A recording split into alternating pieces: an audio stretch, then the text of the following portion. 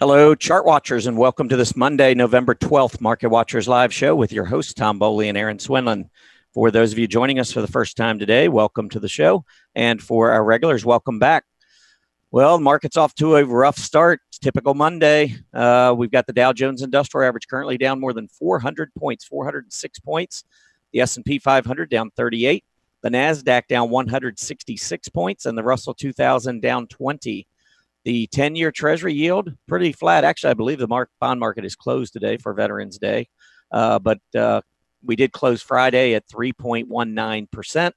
Still a little bit below that 3.25 threshold, that high that we set back in October, which was a 7-year high. So when that opens back up tomorrow, we'll be looking to see whether or not we stay below that 3.25% level. Volatility index is back on the move to the upside. Talked about this last week. 1617 has been key support during the last two bear markets. So for those in bear market camp, pretty important level we held, and the volatility index is rising again. Money is rotating towards defense today. We have utilities up. You can see not much, but trying to make a breakout above the October high. And real estate, the XLRE, also having a strong day today, continuing the uptrend that it began about 5 weeks ago.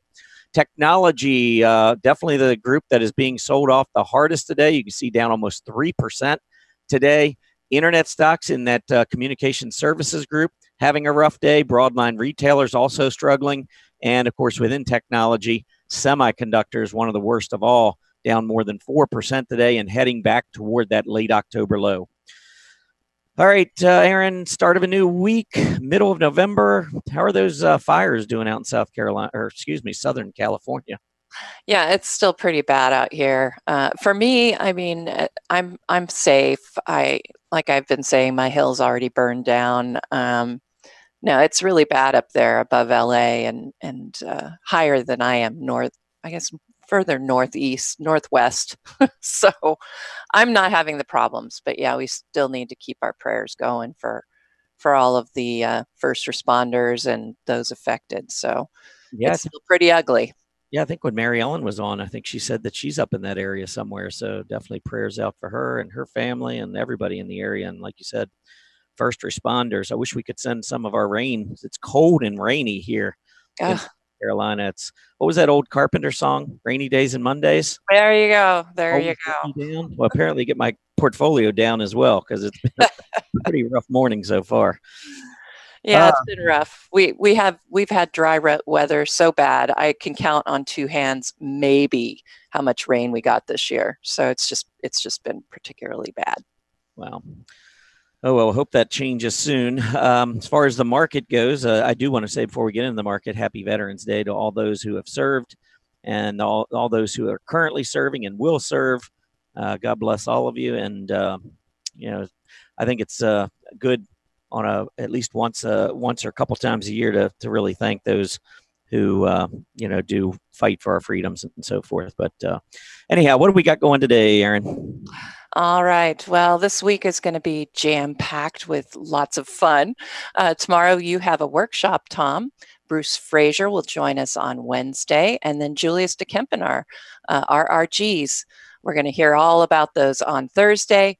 And it looks like next week we will be fortunate enough to have Greg Schnell on Wednesday before Thanksgiving. So no market watchers for Thanksgiving, of course, nor the day after.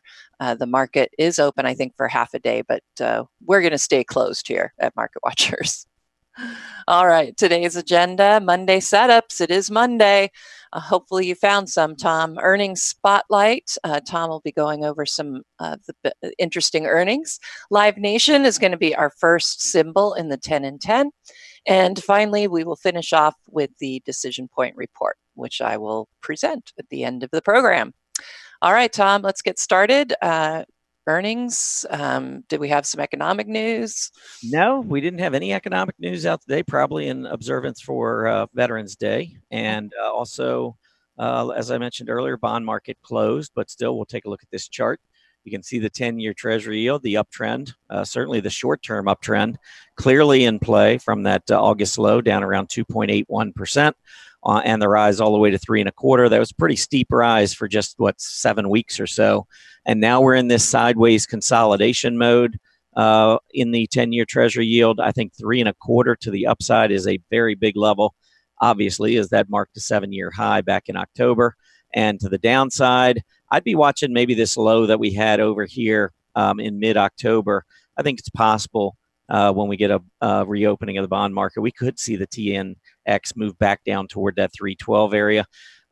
Anytime the Treasury yield is moving down, that means money is rotating into Treasuries. And we're seeing in the stock market money rotating into defense. So it might make sense that tomorrow we could see money rotating into the 10-year Treasury yield or into the 10-year Treasury. And as a result, see those yields fall a little bit further. But I'd watch maybe around that 311, 312 area for some short-term support.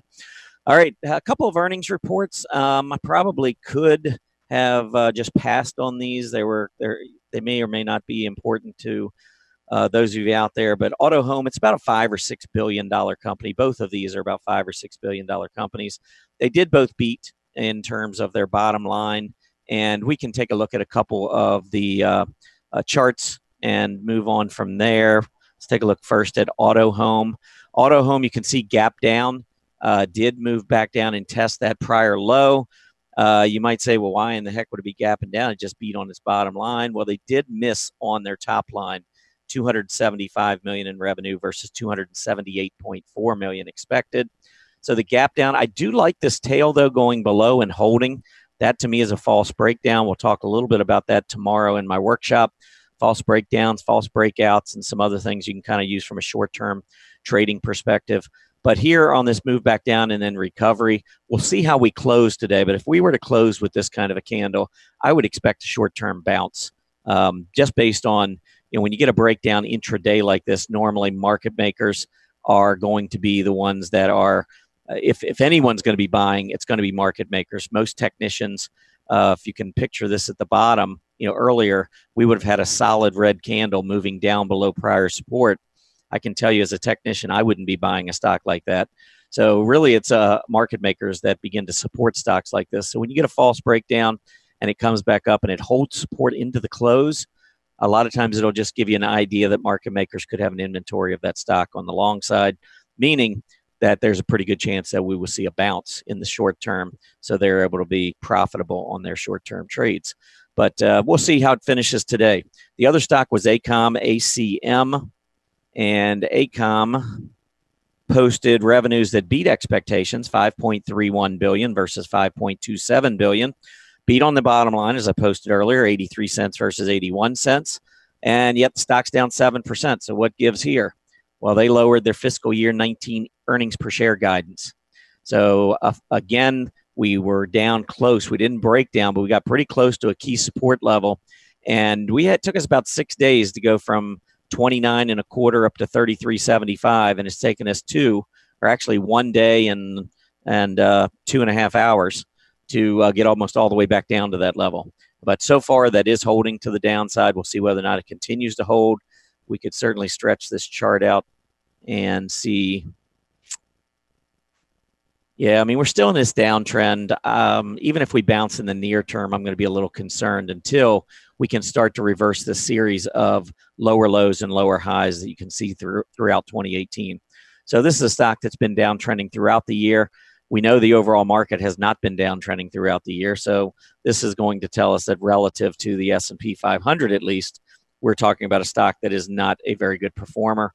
And here is the ACM relative to the S&P 500. It is down near its 52-week low. One thing I wanted to talk to you about, and before we get into upgrades and downgrades today, I'm going to go in and pull up my blog article from earlier today. And I thought it was interesting. I try to be somewhat unbiased. I do tend to be on the bullish side because the market goes up a lot more than it goes down. And it's easy to get pretty emotional to the downside when the market sells off. But I do try to look unbiased at the market. And there is one, there are plenty of warning signs out there, but one in particular for me is watching copper prices. Now, overall, if you look from the 2009 low, we still have a rising trend line, but we only have 2 points connected here. I feel much better about a trend that connects many, many points. So if we pull back, test that trend line, then bounce again, I think the trend line would really become much more important. But what I've done here at the bottom is I've shown the correlation between copper and the S&P 500. So if you haven't used the correlation coefficient indicator that we have here at Stock Charts, you can take any two asset classes, stocks, whatever, and compare them over whatever period you want and determine whether or not there is a positive correlation, meaning do the two tend to move in the same direction.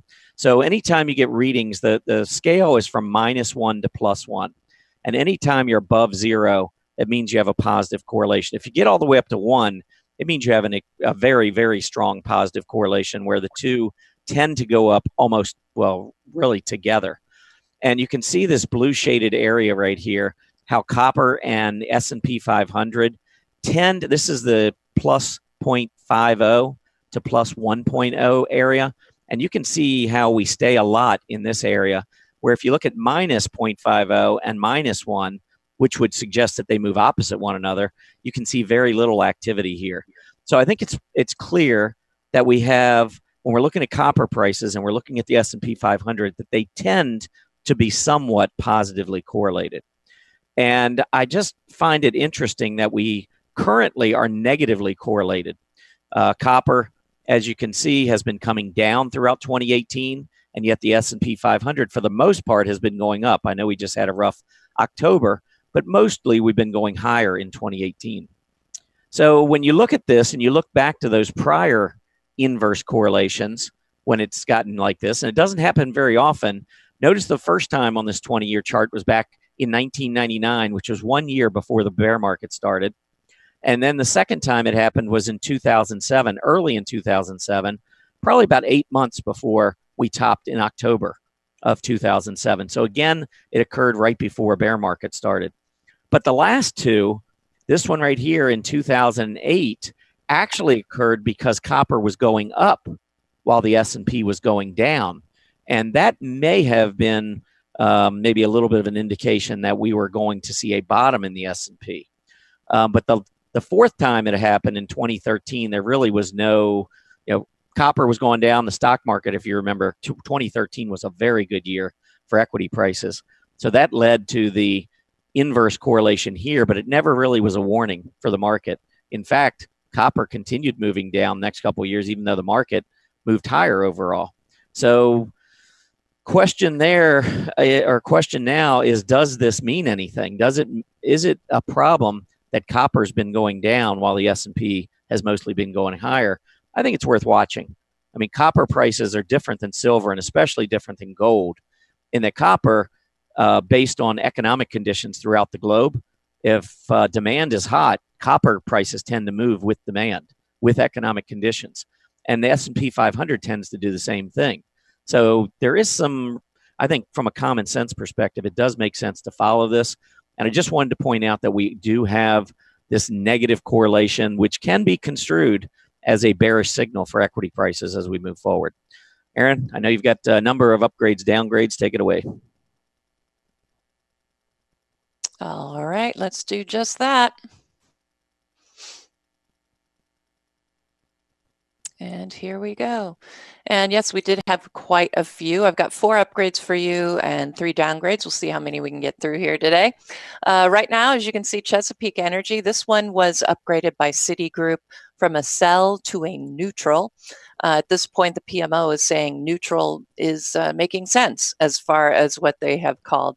We had this move off of that low at about, looks like $3.15. And, we made the move up. 375, which is really right around this low we had back in September, seems to be where we're getting that overhead resistance. So, I'd look for it maybe to at least challenge that, but a move to a neutral and not a buy on the upgrade doesn't excite me that much. All right, Crux was upgraded today from a negative to a neutral. And not much negative here in the last couple of trading days. We had a nice possible breakaway gap here that broke above that $22 overhead resistance level. And we have backed off of that high that we made. But again, you can see right now, you can see we're up just under 2.5%. So PMO has gone absolutely crazy, getting ready to hit overbought territory.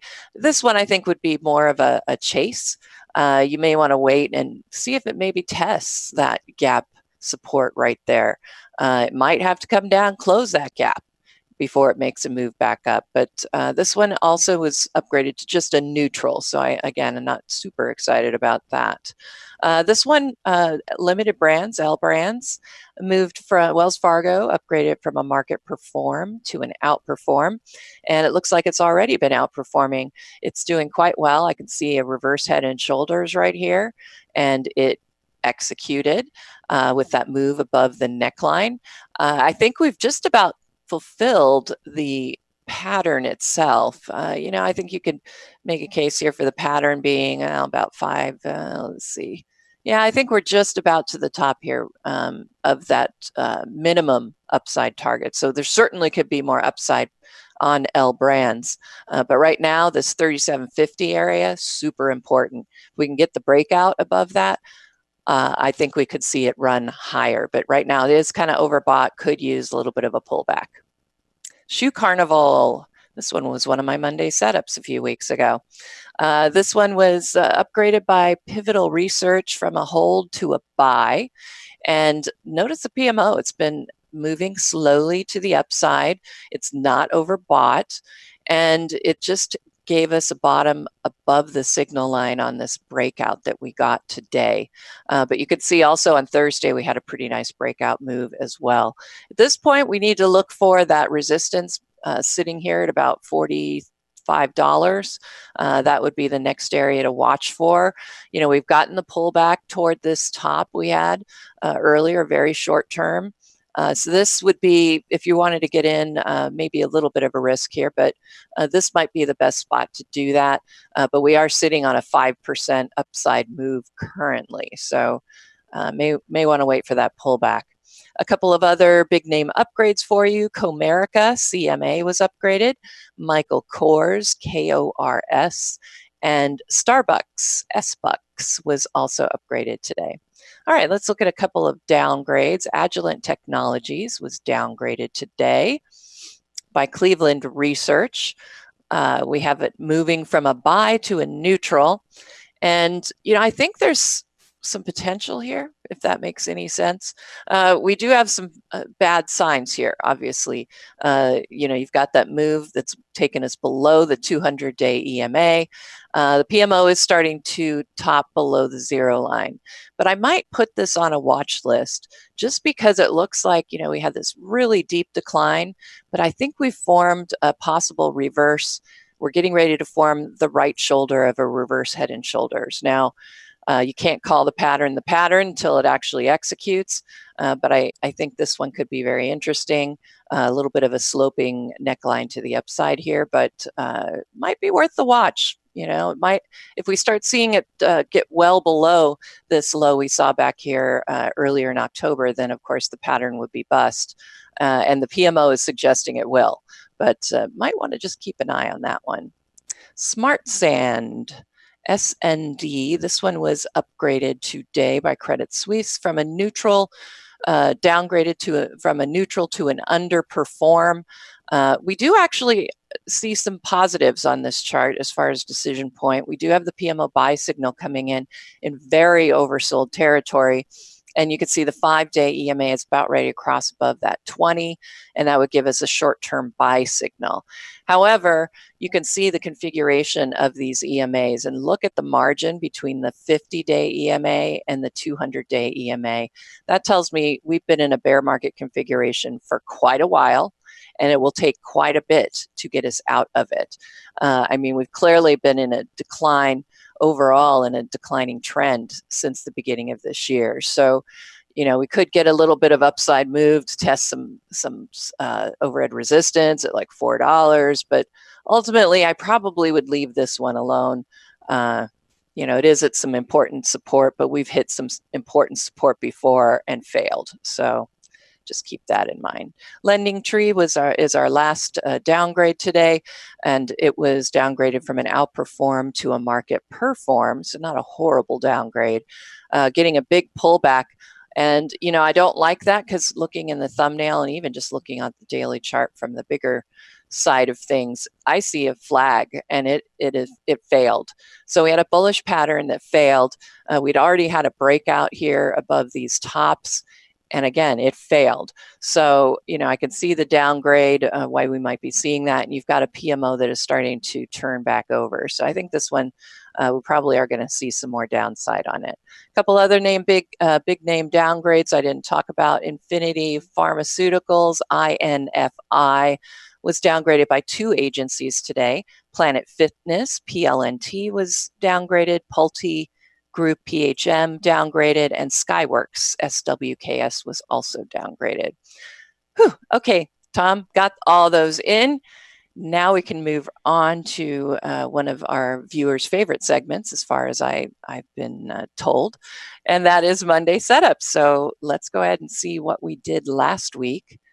And I can tell you that our symbols were very good. We did very well. I was calculating it this morning, and we were up, let's see, I was up over 4% on NRG, and DRI, you were up over 5%. So we can take a peek at those charts real quick before we move on to the actual ones that we have. So, yeah, considering how bad the market did, really good picks.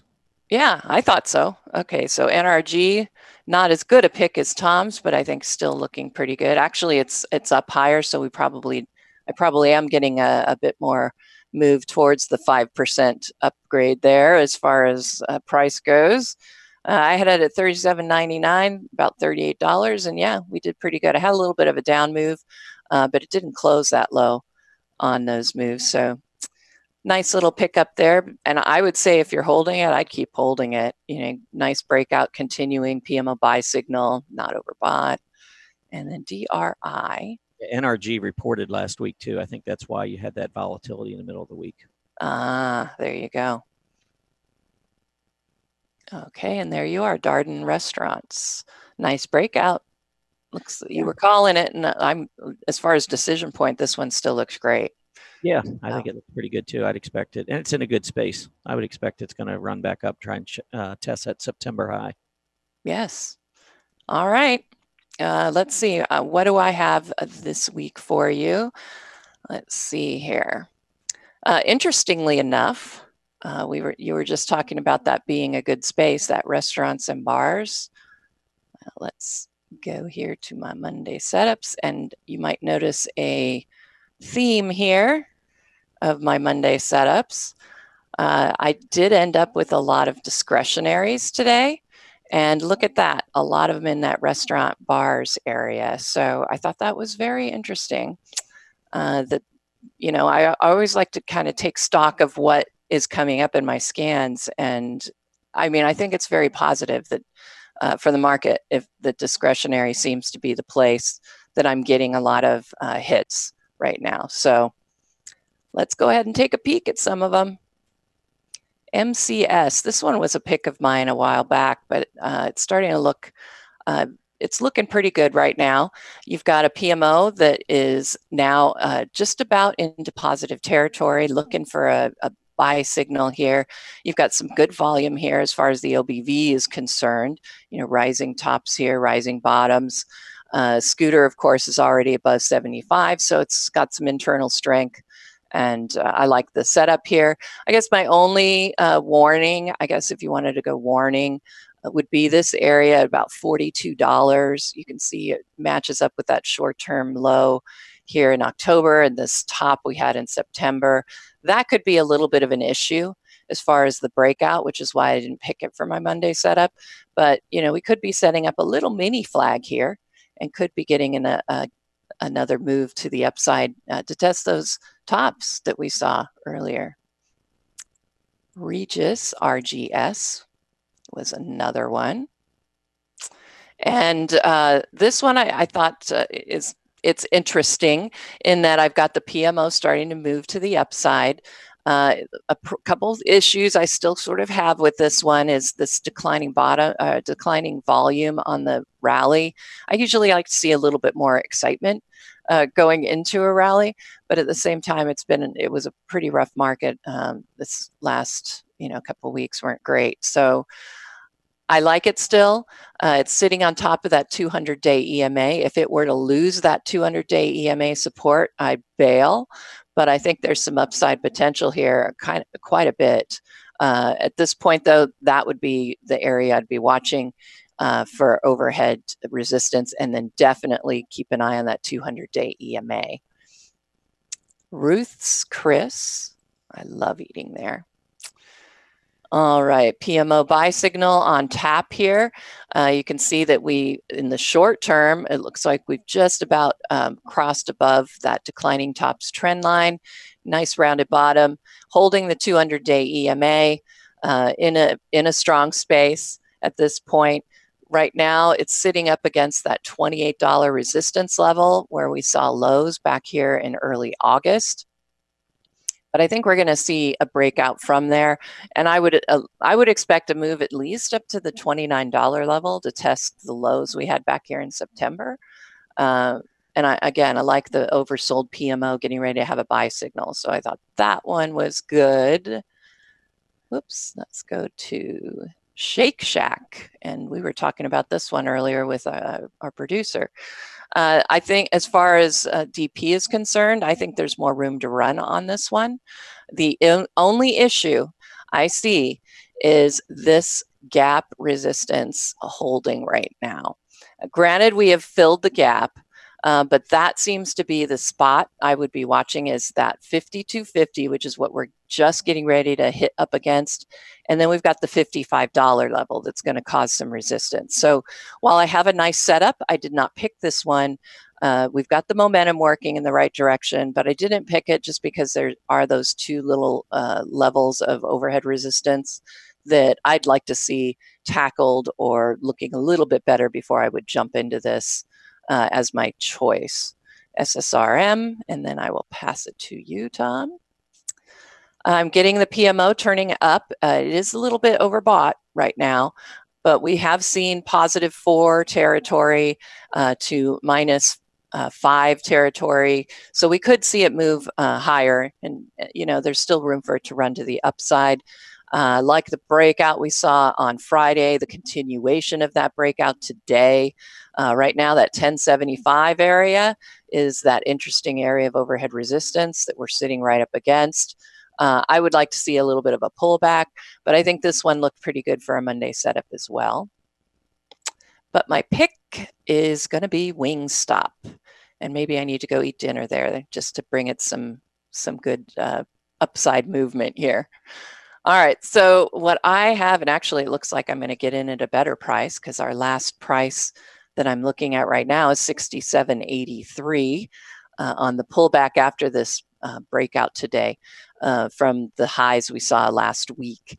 But the PMO is now in positive territory, which I like. I've got, like I said, I think that the breakout today was positive, and now we got the pullback, which I always like to see when I'm just getting into something. I think the $70 level could be a problem. It's where we stopped today.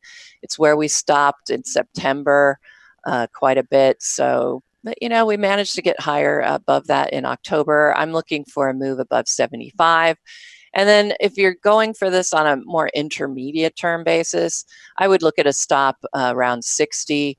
If you want to keep it tight, I was looking at ATRs, and at about, if you look here in the thumbnail, it came in at about $65. If you wanted a really tight short-term stop, that would be where I would go just based on the average true range. Those were the ones I got. What you got, Tom? All right, let's go. Speaking of go, I'm going to go with GoGo. Nice. This is going to be my pick. This is GoGo Inc. I don't know. When I saw this ticker symbol, it just reminded me of George Michael, the singer. Something about, I know he sang about the go-go. Anyway, never mind. I'm just showing my age right now. But here is the breakout, the very heavy volume, traded 12.5 million shares with its earnings. Beautiful move up. Stock was at 579, gapped up a little above 6 and ran all the way up above 7.75 that day. Closed around 7:30 and then worked its way back down last week. And today actually put in a slightly lower low than that prior low from Thursday of last week. I think anything between 579 and 605 or so, pretty good entry. But I'm going to go ahead and go with current price, which right now is, I just lost a penny, 615. So $6.15 will be the price. I love right now this hammer. It's printing on the 20-day. We'll see if it holds into the close.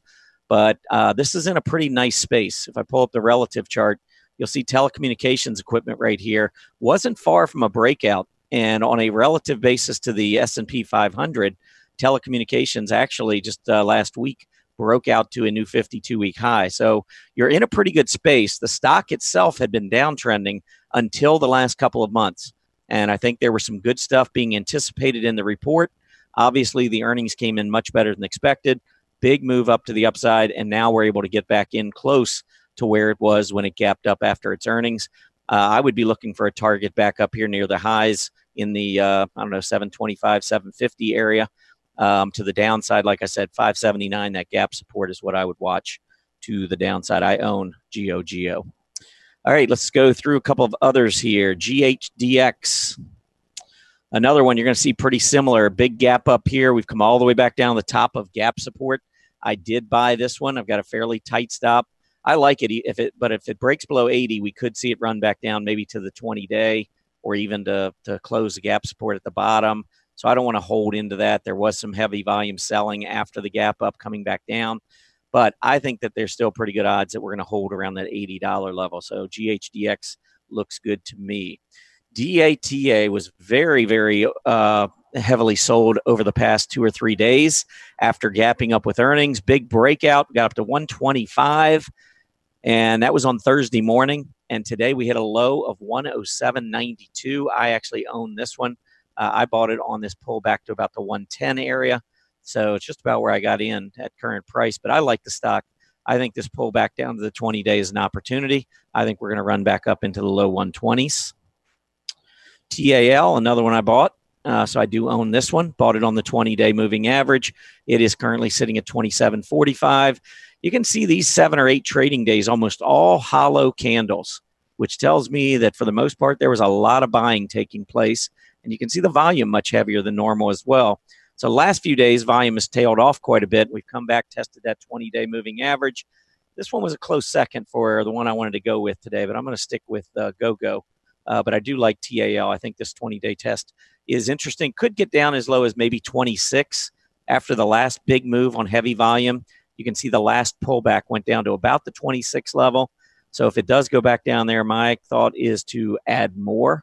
And then I'll probably keep a closing stop below the 50-day moving average. ALRM, I did not buy this one this morning, but I'm kicking myself right now. Really nice looking hammer. Look at the gap up after earnings, black candle. Usually that's followed up with some selling. That's what we've gotten. Stock came all the way back down below the gap support level, was down as low as 45.46 earlier today and has already reversed $2 off of that low. I think this one looks pretty good. And a couple others. NEO. This one I do own. I bought this one down at the 20-day test. Very close. This was the earnings report, by the way. And you can see after gapping up to about 1690 and pulling back to, 1640 or so, it took off from there. So really anything in the 1690 to 1640, 1650 area makes sense. You also have that rising 20-day moving average coming in at 1650 right now.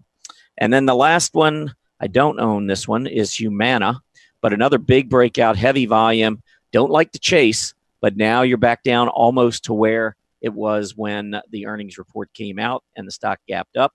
I like Humana down here close to this 335 level. So those were the stocks I had. So we can get the summary up here. We can show our picks for this week. I feel bold right now, Erin, because last few weeks I've had some pretty good ones. So I know. I'm hoping that this winning streak carries on. I like GoGo. We'll see.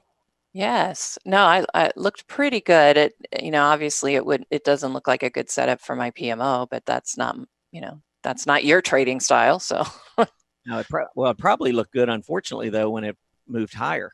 I mean, I think the PPO made that short-term crossover. Yes. But I don't know. For me as a short-term trader, I got to be careful because those signals are lagging. And, I'm a very, I got to get close to my support level. And the only way I can do that is to buy after a pullback. I can't do it on strength like that. Yeah. Yeah. No, short-term trades versus IT trades. So there are our picks for the coming week. We'll see how we do. Indeed. I'm feeling pretty good.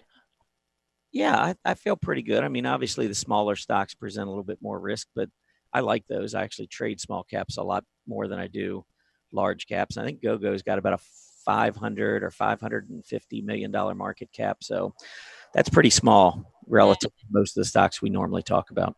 Yep. All right. Okay, we are going to go into earnings spotlight, and I'm going to do things a little different today. So I thought what I would do is I will give you some stocks that reported, and they all of these companies that I show you have beaten bottom line estimates. Not all of them beat top line, but they all beat bottom line. And the whole idea here is with these stocks, they were on the verge of either making breakouts to the upside or breakouts to the downside. But the question is it a breakout or is it a fake out? So that's going to be the theme as I go through these different stocks. So the first one on the list here is Barrick Gold Corp. So this was the earnings move. You can see the huge move up above $14, taking out all these prior highs, pulling back, hitting the 20-day, and now we're just kind of consolidating. So is it a breakout or is it a fake out? I'm going with fake out. Number one, I don't like to see that. That's a short-term sell signal when you get that false breakout, come back down, especially that black candle off of an uptrend. And, of course, we did get the pullback. But the problem I have isn't so much on the daily chart as it is on the weekly chart, where we have been channeling lower for the past 2 years on Barrick Gold. And you can see that here's that false breakout that we just talked about on the daily chart. I don't know. We've got the PPO, weekly PPO, just coming up to the center line. That's been problematic for this stock in the past. Almost an identical setup back in August of 2017, where we broke above moving averages, got the PPO just about, just as it was trying to cross centerline resistance. And then all that did is start another move to the downside. If there's one positive here, it's the volume coming in on this push to the upside. So if it did break out again, if I was shorting, I certainly would cover. But that would be a much more bullish signal for me if we get more volume coming in and we can get back through that 14 level. But I think this is going to turn out to be a fake out.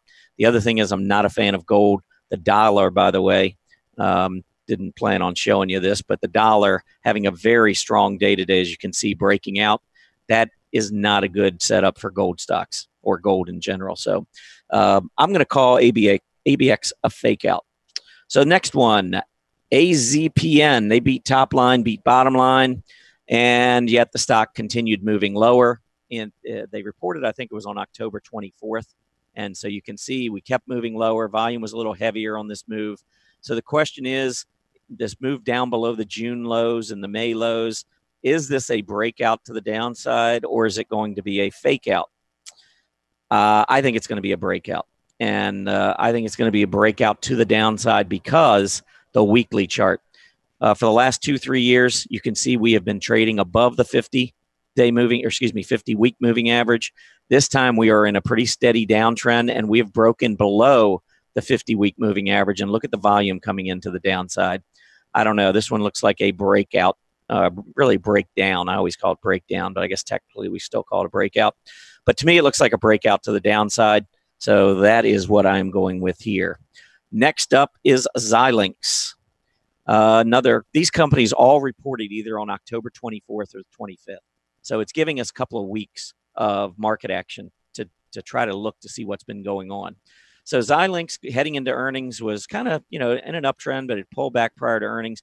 Big move up with its earnings report, huge volume. Stock went up to clear the prior high after that. So the question here, is it a breakout or is it a fake out? We've been pulling back here recently. I think it's a breakout.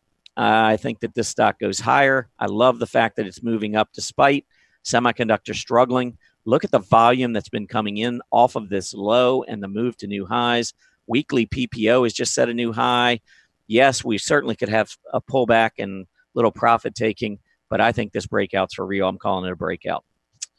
SMPL. They missed on their top line, barely. They beat on their bottom line, 15 cents versus 13 cents. And you can see after the move, this was where they came out with their earnings, and then they steadily moved up, took out this double top. PPO looking pretty good on the daily chart. Breakout or fake out? I'm going to go with the fake out. And I think the reason, if we pull up on a weekly chart, number one, this stock has gone up quite a bit since June. 13, it's been up about 50% in the last 4 or 5 months. You can see that the weekly PPO is failing, even though prices keep going higher. I think it's a negative divergence. So far, we're pulling back.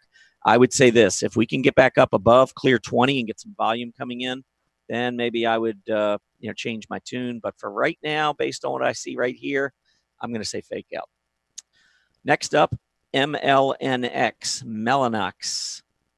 Beautiful move after earnings. Big, heavy volume on the gap up. It's continued pushing higher. Look at this big move up with the heavy volume. They easily beat on the top line, bottom line, $1.33 versus $1.20. Looks really good here on the daily chart. If we pull up the weekly chart, we took out, not only did the PPO, weekly PPO come back to center line and get a 50-week test, but this push back up. Look at the volume coming in here.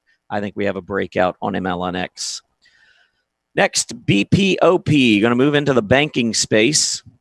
And this is Popular Inc. Beautiful push to the upside. Very heavy volume. They beat top line, beat bottom line. Breakout or fake out?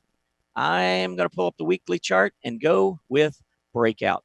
Now, you could argue there's a slight negative divergence here, and there certainly is. So at some point, maybe we do get that 50-week test, but I think the volume's pretty strong here on this push to the upside. So I'm going to go with breakout, but I'm going to keep a fairly tight stop. I'm going to say close below 52, 52 and a half probably would take me out of the stock because I do think there is the possibility we had a 50-week test. We saw this once before, by the way, breakout, heavy volume back a couple years ago. Eventually, as we kept moving higher, look at the negative divergence print, and we did go back to that 50-period test. But I think that could be down the road a ways. So I'm going to go with breakout here on BPOP. Next up is O'Reilly. O'Reilly Auto Parts. ORLY, here is the clear breakout coming through in November. Now, in October is when they reported. They came up with a very, very tiny miss in revenue, but they did beat bottom line, 450 versus 430. And since they reported, you can see, especially here in November, big move up, taking out these multiple tops. Is it a breakout or is it a fake out? This is probably the toughest call I had looking at it, but I'm going to go with fake out. We are breaking out here. Volume was okay, but you can see that weekly PPO was very stretched. I don't know if it's got more in it here or not. I do like the space, though. And that is, or excuse me, I don't like the space. And that is part of the problem here. If you look at some of these specialty retailers, they had topped 3 or 4 tops up here around 1,700. And they just went back down recently and lost the low that we saw from July, August. And we're pointing down right now. So O'Reilly is kind of going against the tide and breaking out while the group is moving lower. But if we continue to see this relative rotation away from the specialty retailers, it's going to be harder for the stock to hold on. And as I mentioned, when we go back in and we take a look at that weekly chart, this breakout volume is kind of so-so, negative divergence, tough call, but I'm going to say fake out on ORLY. Next up, SHOP, Shopify. Shopify, look at this breakdown right here on earnings. So came out with its earnings, gapped up just slightly, and then sold off. Next day, actually, it might have been this day when maybe it broke down before earnings, went up with its earnings. That's where the volume day is. Came all the way back down, tested that level, tried to move up, and now we're moving lower again. So the question is this a breakout or a fake out? They did beat top line. They did beat bottom line. But you can see the stock has just been meandering sideways with a little bit of a downward bias. If we go into the weekly chart here, I think this thing's rolling over. The weekly PPO is just turned negative. If we can take out the recent highs, then maybe I would change my tune. But I'm going to say fake out. No, I'm going to change my mind. I like that volume right there. I'm going to stick, because I originally on my notes here went with breakout. I'm going to stick with breakout.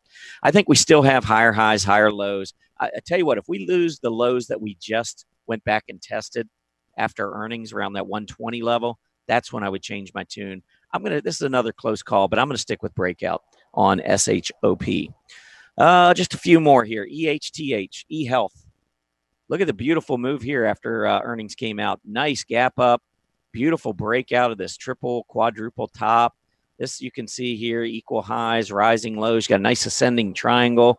So the breakout here, is it a breakout or is it a fake out? I like the volume coming in. I like this bullish pattern. I think it's a breakout. I'm going to stick with breakout on eHealth. PFPT. Beat on the top line, easily beat on the bottom line, 40 cents versus 28 cents. And yet the stock gaps down quite a bit from about 99 down to below 80. It was probably a 20% gap down. Came all the way back up, tested the area of the breakdown, and then it started to turn back over, trying to print a hammer today. Is this a breakout to the downside or is it a fake out? I pulled up a weekly chart and I'm going with a breakout. I think that this move back up is temporary. I think that we had a negative divergence here as we kept trying to break out above 130. It rolled over. Look at the heavy volume on the rollback down through key moving averages. We've had a failure at the 20-week. I think we're trending lower. So I am going to say that this last earnings call and the break to the downside is a breakout to the downside. All right, let's go with Deckers Outdoor Corp. They also came in, beat top line, crushed bottom line, 238 versus $1.72. Look at the push to the upside. Beautiful breakout above all of these tops around that 122.5, 123 area. And so the question is this a breakout or will it be a fake out? I'm going to stick with breakout here. I think that the stock looks really good. I love that volume coming in. We do have a slight negative divergence, higher price, lower PPO. Reason I say slight is we almost got back to test the 50-week just a few weeks ago. PPO got really close to the center line. That, to me, is a reset when we get to that level. We didn't quite get there, but I'm going to treat this as a reset. I think the move back up on increasing volume is suggesting that the momentum has picked back up on Deckers Outdoor. I think this is a breakout. And the final one, and this was your poll question, Amazon. Amazon, let's pull up the chart. After earnings, you can see shortly after earnings, they reported on October 25th, but shortly after earnings, they were breaking to new lows to the downside. Rallied for about 7 or 8 days, a couple little minor glitches in here, but for the most part, pretty big bounce. Now we're rolling over, moving lower today. The question here is it a breakout to the downside? Should we expect more weakness from Amazon, or was this a fake out and just an opportunity to buy cheaper? I don't know what the poll results are, but I'm going to show you why I think it is a fake out. I believe Amazon has bottomed. I think if we pull up the weekly chart, you will see for the first time since back in February of 2016, we have tested the 50-week moving average. We are trading above it right now. I look for more consolidation, but we're getting an opportunity with the weekly PPO back down near the center line. First time we've seen the PPO this low since probably back in at the end of 2016. And we haven't seen a center line test since back in that February, March 2016 period. So I think it's a fake out. I think this is an opportunity on Amazon, and I will stick with that. But let's pull up the poll. What did you think, Erin? Do you think this is a breakout to the downside on Amazon, or do you think it's a fake out?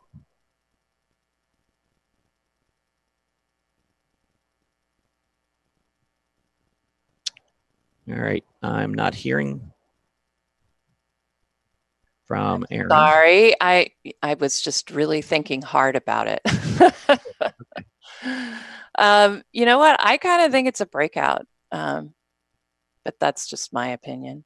Okay. I mean, is it because of like a daily PPO, or is it a weekly?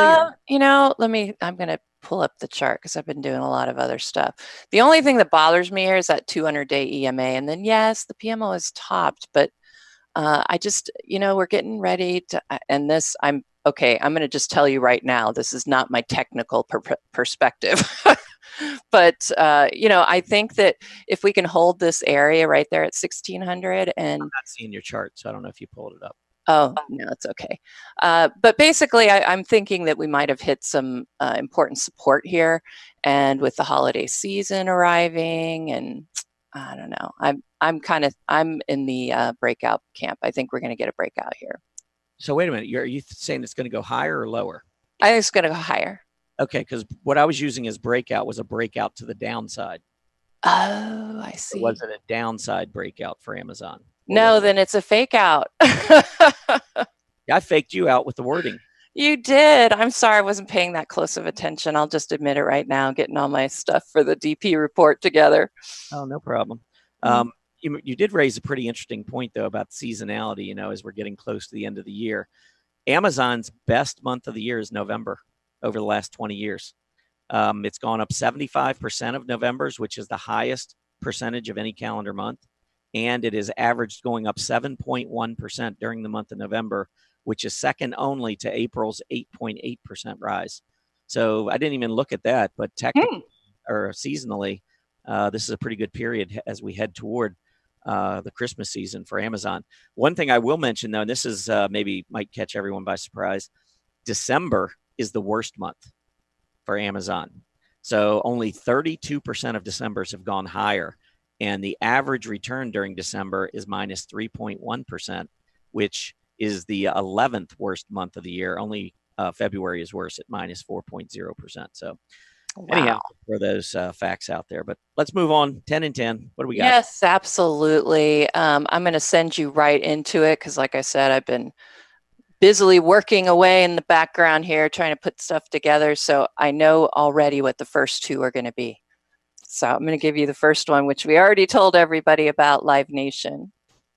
All right, let's take a look at Live Nation. Okay, well, I've got some mixed feelings here.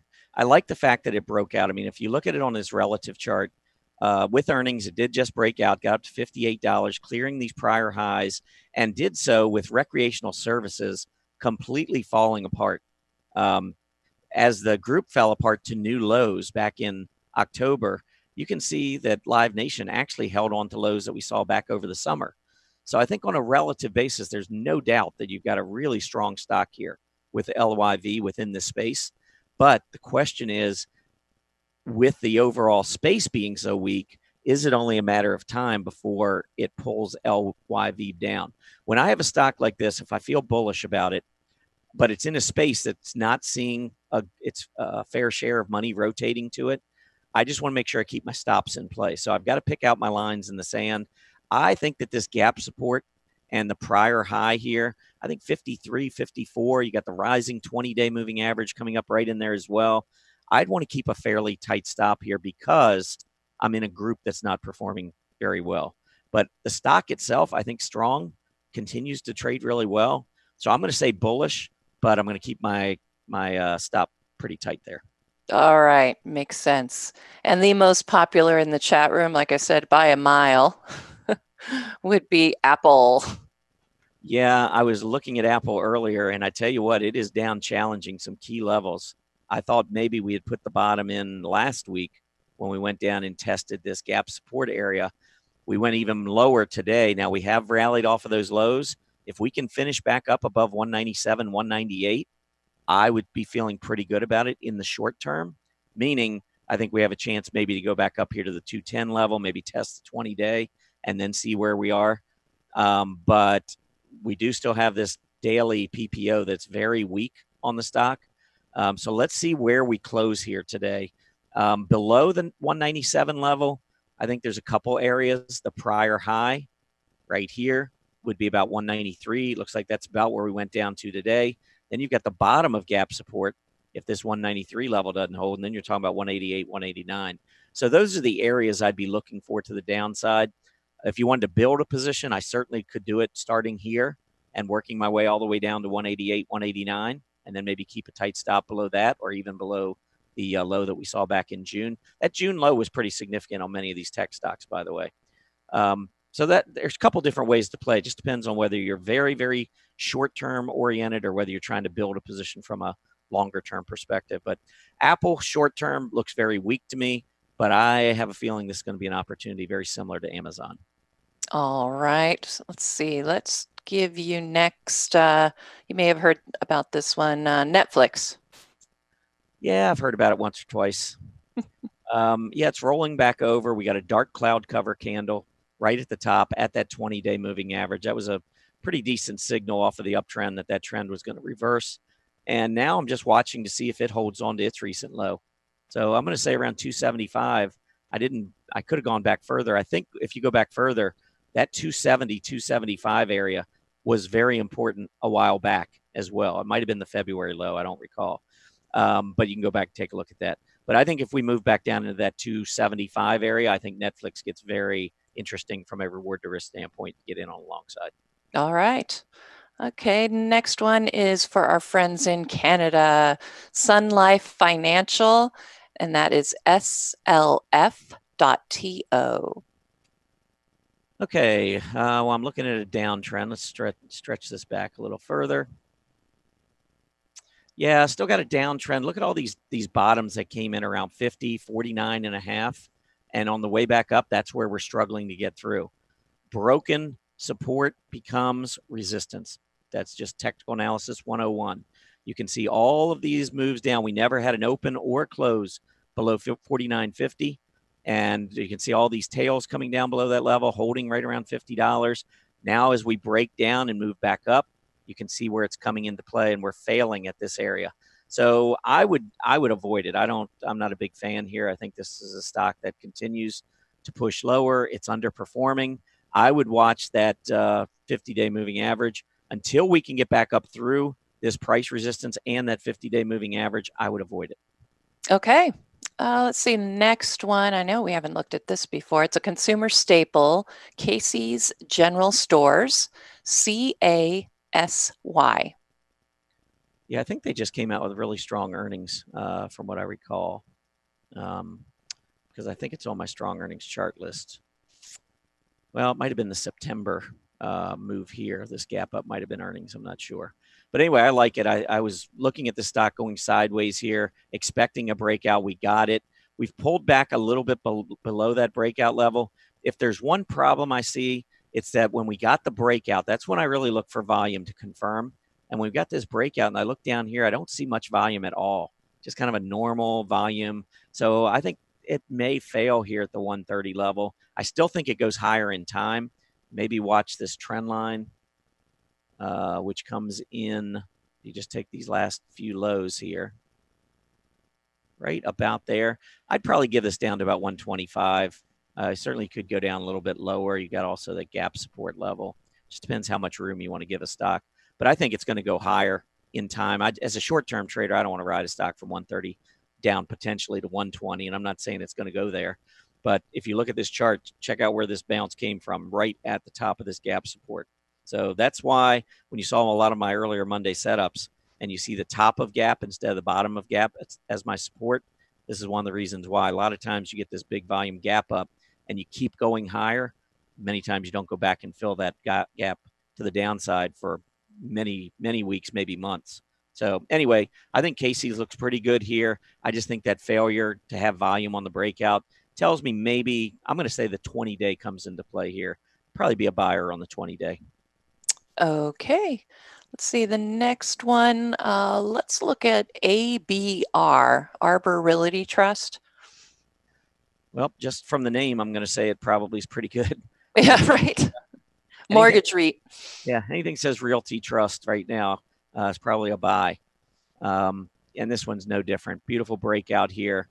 Volume already picking up today. It's 1.4 million. We're only just past the halfway point of the day. So it's going to be a strong volume day, and that's what I look for on a breakout.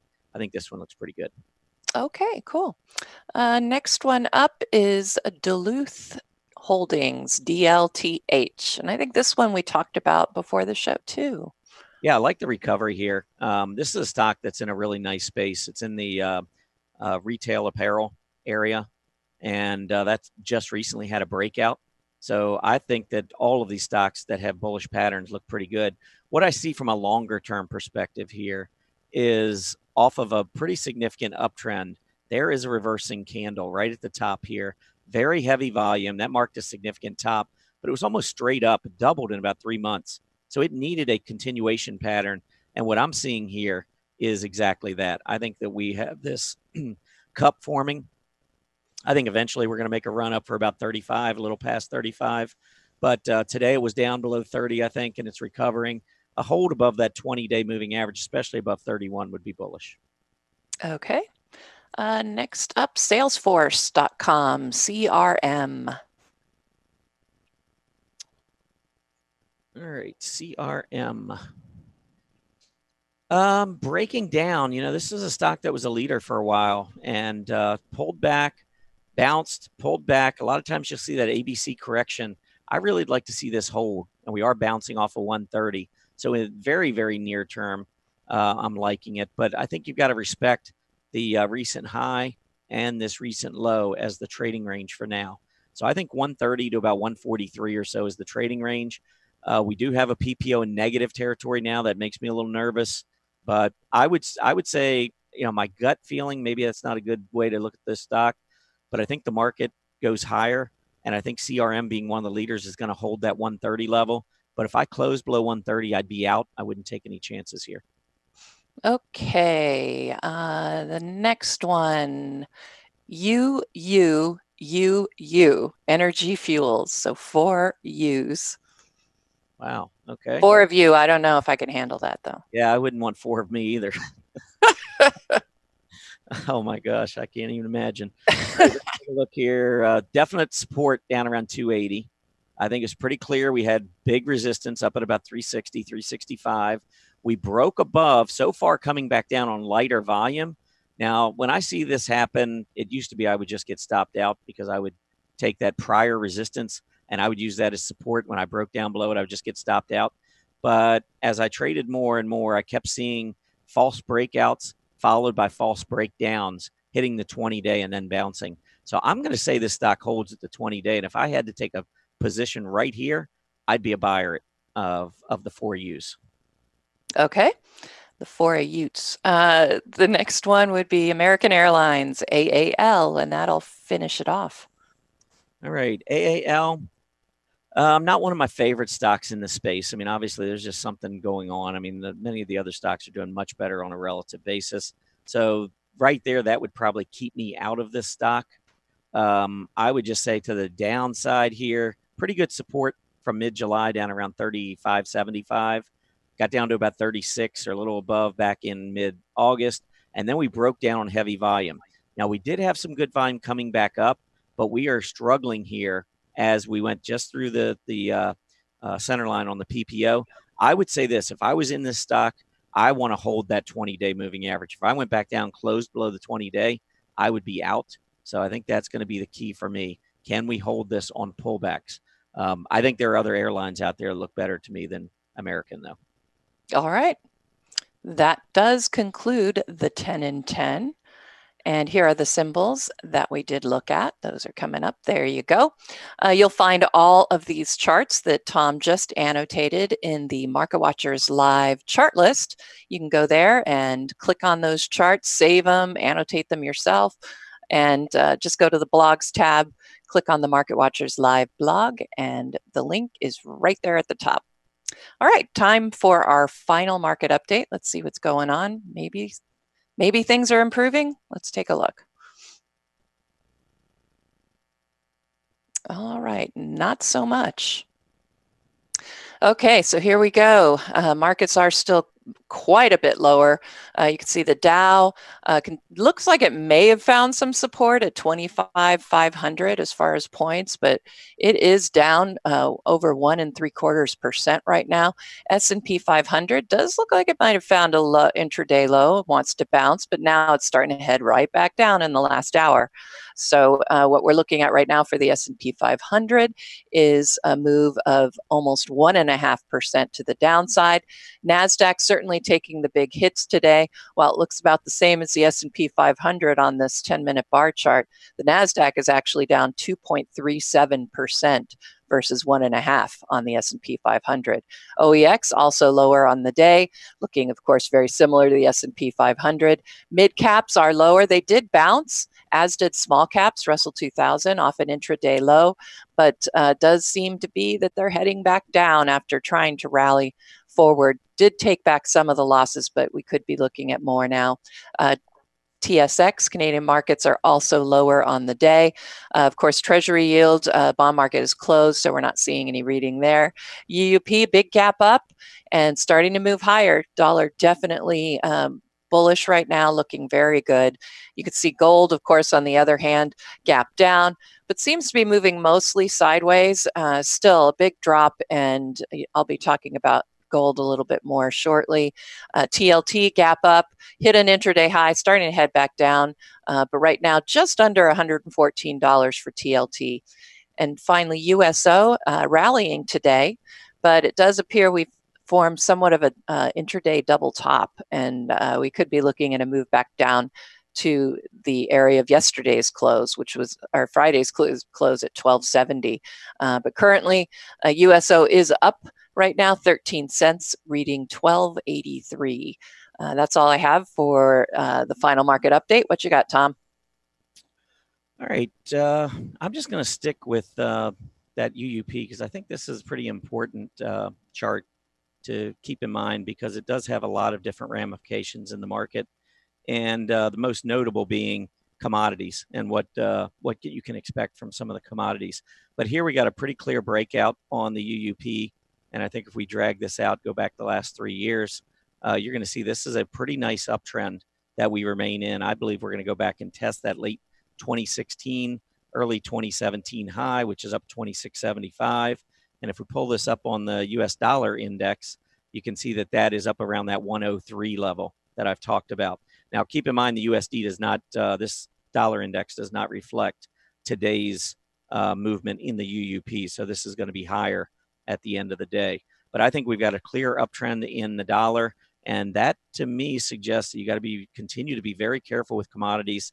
And on a relative basis, I think this does not bode very well for materials. I think material stocks will continue for the most part to underperform as long as that dollar keeps rising. So anyhow, I know we got DecisionPoint Report, and I'm going to turn it back over to you. Take it away. All right. Get a nice early start. Wow. Okay, here we go.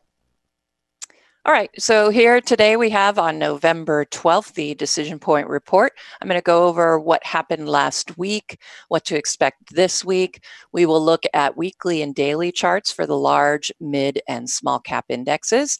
I use the ETFs to cover mid and small cap indexes. We'll look at what I call the big four: dollar, gold, oil, and bonds. And we'll also be taking a peek at the decision point indicators, the Swenlin trading oscillators, as well as the ITBM and ITVM. So let's go ahead and get started right away on that. Okay, let's get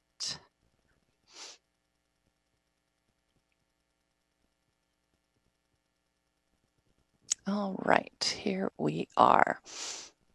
All right, I want to start right at the top here. Dow Jones, what's going on with the Dow right now? So some of the notes that I did have on what's going on with the Dow. First off, that we were, of course, breaking down below the February top. We had managed to hold that, on it. Well, we broke out above that and held it on Friday. And now, of course, we've dropped well below that, closed the gap that we saw coming off of that move last week.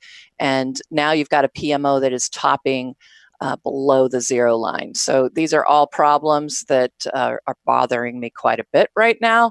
And notice also in the thumbnail, it's easiest to see the 20-day EMA is currently below the 50-day EMA for the Dow. So, and the 20-day is topping now below the 50-day. So there's just a lot of weakness out here that I don't like that's shaping up on the Dow. And you look at the weekly chart for the Dow, and I think, honestly, the Dow is in the best configuration of all of the four major indexes, as you're going to see, but it is still looking very weak.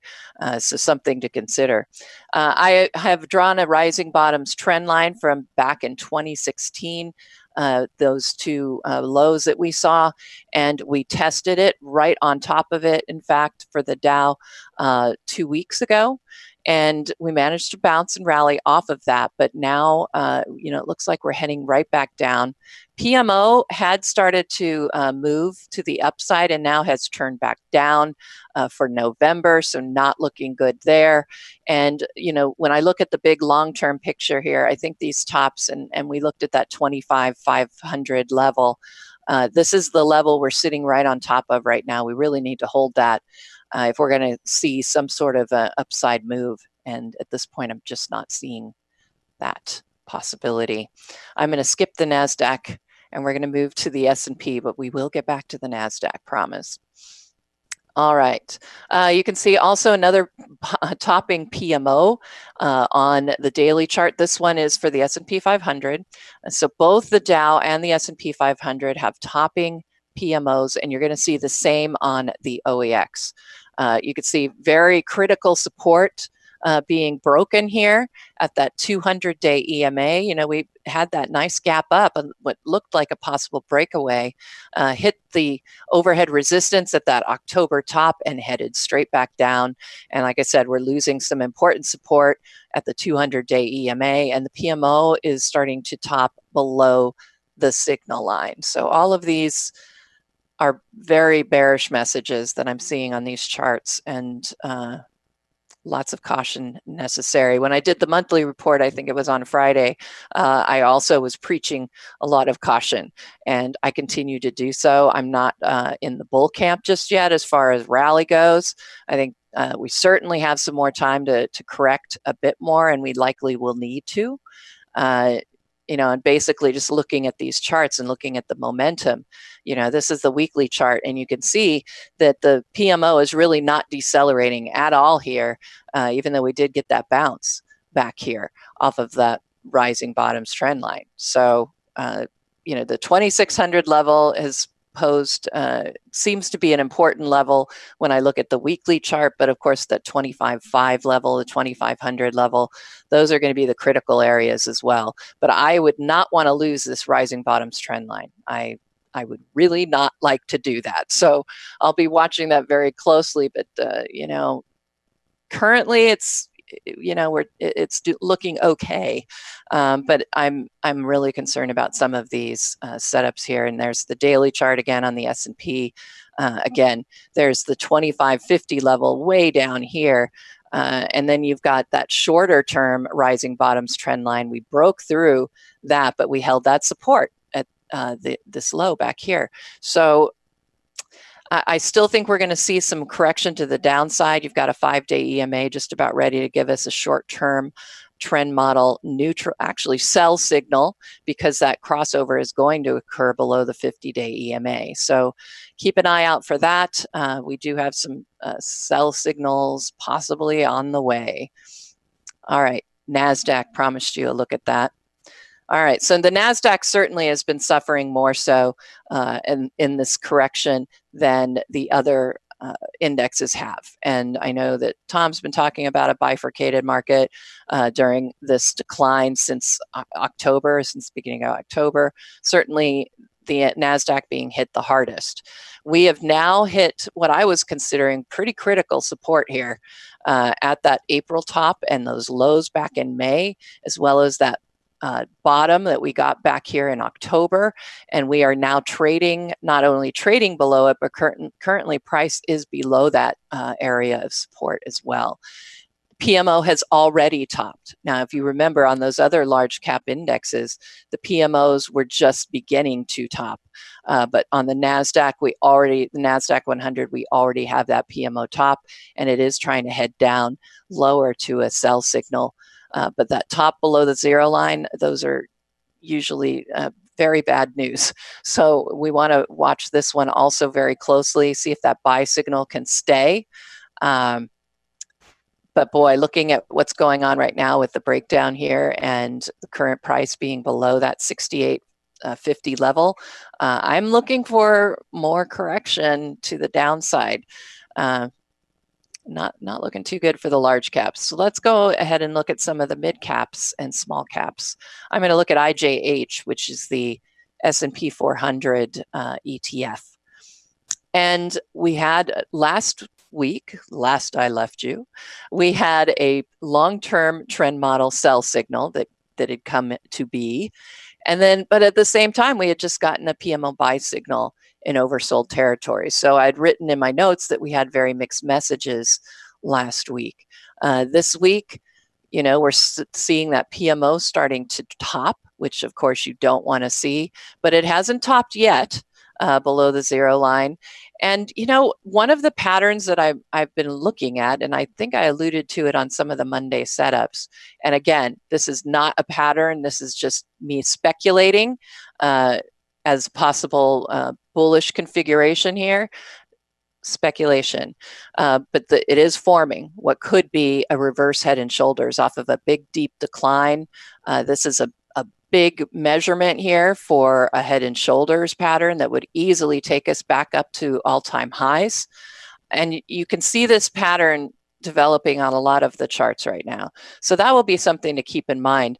Like I said, most of these areas are, the support level is hitting what would be a left shoulder. So we need to certainly hold that level. And like I said, when you looked at the NASDAQ chart, and I'm just going to bring it back up again, because we're just not seeing that reverse head and shoulders just yet, but we could.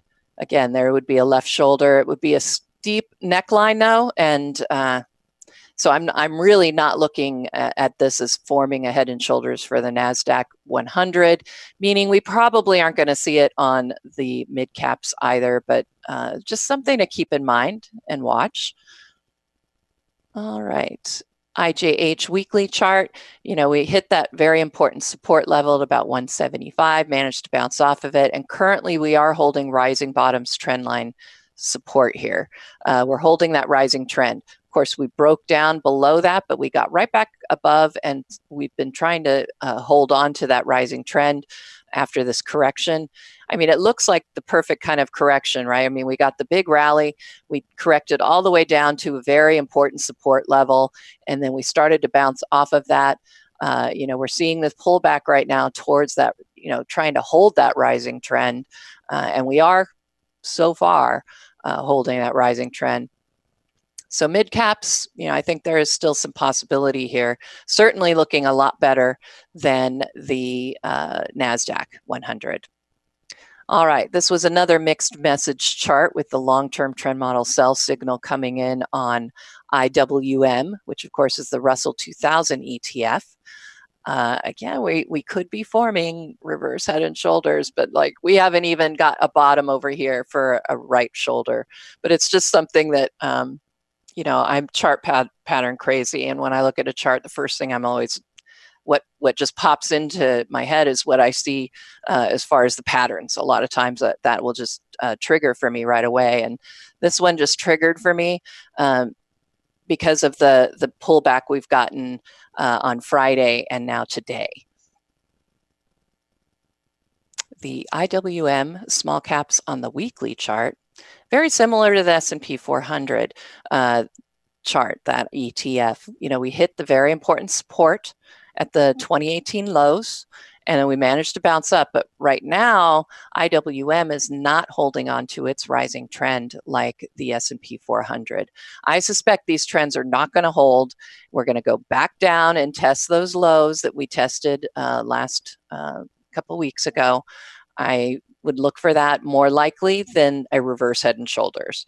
And again, just because of the way the patterns are, the rising trends are being broken. You know, these EMAs have turned down. There's a lot more bad news on these charts rather than try and build up a bullish pattern. I'm not going to do that with you, but I just wanted to show you that, you know, it's a possibility. All right, let's look at the indicators for DecisionPoint, and then we'll move on to the big four. All right. So here we go. This is the very short-term or climactic indicators. I'm trying to show this chart at the end of the market updates, but since I was going to go over it here anyway, I opted not to. This one I'm going to look at more in hindsight because I don't see it telling me that much right now. But you can see how we started to get very climactic upside readings, and that happened pretty much right on the test of that upper Bollinger Band. And remember, I do a reverse VIX. So that means that you're getting very low readings, and when the readings get extraordinarily low, that is a bullish signal that sentiment is too stretched out to the bearish side, and so we should start looking for a very short-term reversal. And sure enough, that's pretty much what we've gotten.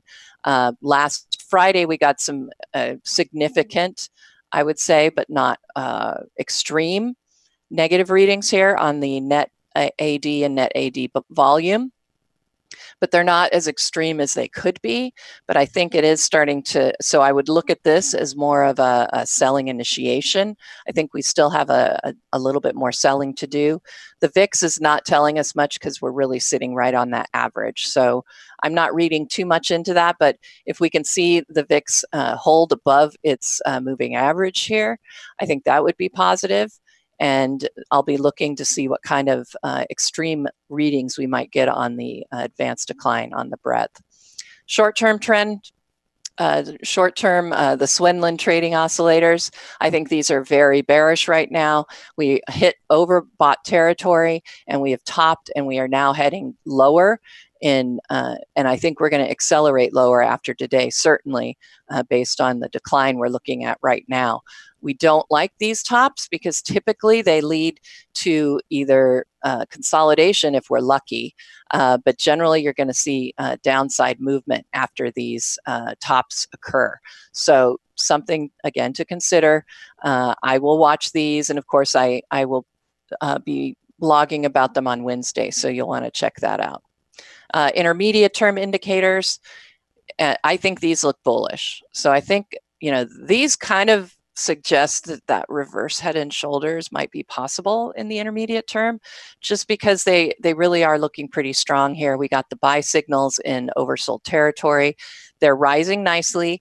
My only concern, I guess if you wanted to call it, is that the ITVM hasn't quite hit positive territory, and we've already seen that happen with the ITBM. So that means that the volume indicator isn't really as excited about this move as the breadth. And you always want to see the volume indicator keep up with the breadth momentum oscillator because you want to see volume contributing to whatever that move is. And so if the volume indicators aren't quite performing as well as the breadth, that could be a sign that there might be some problems. But, we're really close to positive territory. All right, big four. Got a little bit more time here. All right, Tom looked at the dollar. I'm not going to spend too much time on it, but I agree. Very bullish right now. Got a great breakout, short-term breakout from that October top. The PMO just bottomed above the signal line, and it is not overbought. The PMO can certainly accommodate much more upside. Scooter looking good. Let's look at the weekly chart, and I'll show you how important that little breakout is that we've just gotten today. And, so far this week, now we're seeing that really nice breakout above that 25.90, 25.75 area, which is what I've been watching, which was right around that 2010 top for UUP. And we're now breaking out above that. I think that's very positive. The PMO is looking very good. It is certainly not overbought. We've seen it get much further overbought.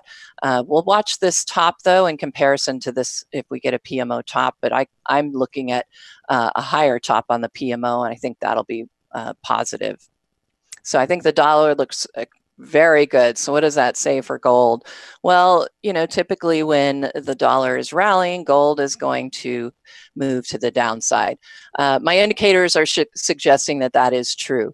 The only thing that I think is interesting right now is that the dollar and gold, using dollar, gold, and UUP over a 50-day average is currently has a positive correlation, meaning that if the dollar goes up, then gold certainly has the opportunity to do so because it isn't quite as tied to the dollar right now, at least over the intermediate term. Looking at this on the short term, though, I gave up on gold, I think early last week when we couldn't get these breakouts. I also was not happy when we had that top right here that came in below the previous. We just didn't get the breakout we needed, and everything was set up here for gold to do well. I mean, we had bearish sentiment. We had this breakout here above the trading zone we'd been in. I mean, everything was really lined up for it, and it just didn't perform. And now we have a PMO sell signal. Pretty ugly. All right, just a minute or two more here. All right, PMO buy signal is hit and has failed. And you can see that as far as the sentiment, we're still very bearish on gold. It is holding that declining tops trend line for now. You know, we might have hit a place where we could get a bounce on oil, but with the dollar, you know, performing so well, I think Tom had a good point as far as commodities go. And the PMO has not started to slow down yet. So even though we got a nice little bounce off that 1250 area, I'm not going to get overly excited about it. This is the place, though, that we really need to see it bottom. We want to hold that $12 area of support. That's going to be very important, but PMOs are not looking too good. And TLT, you know, I've been very, very bearish on it. Short term, I have to be bullish right now. We held support. We're heading back up. I just don't see the 115 level necessarily holding. And here's the reason. When I look at the weekly chart, I think it just looks pretty ugly here. And there you go. Head and shoulders activated. The only good news is that area of support has held back here at that 2016, 2017 low. So I think, you know, there's some positive, you know, possibilities out there, I suppose you could say. But ultimately, I'm just seeing a lot of weakness, and it's just bothering me quite a bit right now. I can't get on the yes, this is it bandwagon just yet. I think there's more downside to go. And just looking at the summary here, those were all the signals that came in last week. We had all those buy signals, and now we're starting to see a failure of the rally that brought them on. I think that's pretty bad right now. So here are the summary slides. I will post these in the Market Watchers live recap for just, November 12th. So go ahead and check that out in the Market Watchers live blog, and then you can get all of these summary slides with my lovely commentary on them. So I think the dollar looks good, Tom. I'm just, I'm, you know, gold being decoupled. I mean, it still has an opportunity with really bearish sentiment, but, you know, momentum is certainly not on its side. And, you know, that decoupling from the dollar could start to fail here soon. Yeah, I think the dollar continues to go higher, and I think that presents some really difficult headwinds for gold and some of the other commodities. I do have a chart I want to show everyone before we wrap up. Sure. This is a correlation between GE and crude oil. Ah, interesting. Where'd you come up with that one? They bear no semblance to one another, except their chart is in ski slope mode. Here's GE actually moving down again. I think I saw that crude oil, if we go down today, will be their 11th straight day. But GE's got this one up day in here. If it wasn't for that, GE right now would be on its 14th consecutive move lower. And you know how long we've been talking about GE, right? I mean, it's been. Oh, yes. It just continues to get worse and worse. It's pretty sad. Yeah. Anyhow, well, let's go ahead and wrap things up here. Indeed. Hopefully tomorrow we'll see a little bit of upside movement, but boy, you know, and I was expecting not a lot to happen today, to be honest, because of the holiday for some, Veterans Day. I figured we'd have light trading. I figured we'd pretty much not do anything. So it does concern me to see this, you know, really big move to the downside. I'll be watching the volume, see what happens. Sounds good. All right. I want to thank everybody for being with us today. Please remember to complete the survey as you exit. As a quick reminder, Market Watchers Live airs 5 days a week, Mondays through Fridays from noon to 1:30 p.m. Eastern Standard Time. Have a great Monday afternoon, everybody, and we'll see you back here tomorrow. Happy trading.